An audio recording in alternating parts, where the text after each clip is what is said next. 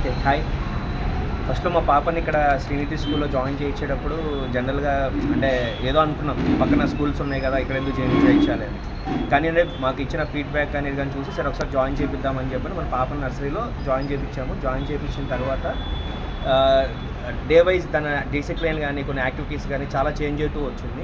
అంతకుముందు ఏంటంటే అంత డిసిప్లిన్ అనేది ఉండేది కాదు. చిన్న పాప కదా! ఎన్నిసార్లు చెప్పినా వినేది కాదు. కానీ ఇక్కడ జాయిన్ చేపించిన దగ్గర నుంచి కొంచెం డిసిప్లిన్ వైస్‌గా, స్టడీస్ వైస్‌గా ఇప్పుడు తనకు తానే తన పనులు కూడా తానే చేసుకుంటూ నీట్‌గా ఉంటుంది.